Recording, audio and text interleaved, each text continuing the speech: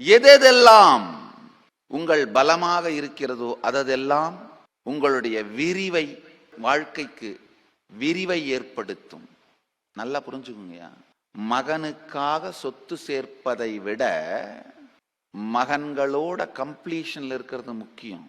கம்ப்ளீஷன்ல இருந்துகிட்டு சொத்தை சேர்த்து வச்சிங்கன்னா அவங்க உங்களுக்கு பலம். கம்ப்ளீஷன்ல இல்லாம சொத்தை சேர்த்து வச்சிங்கன்னா அவங்களே தான் உங்களுக்கு பலவீனம். கம்ப்ளீஷன் தான் முதல் சொத்து. நல்லா புரிஞ்சுக்கோங்க. கம்ப்ளீஷனுக்கான டெஃபினேஷன் இதுதான்.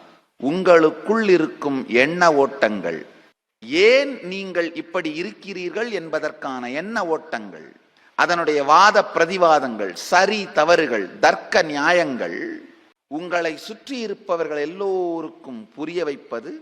அவர்கள் புரிந்து கொள்ளவில்லை, புரிந்து கொள்கிறார்கள் அப்படின்ற கம்ப்ளைண்ட்ஸ் இல்லாம அவர்களுடைய எண்ண ஓட்டங்களை நீங்கள் புரிந்து கொள்வது.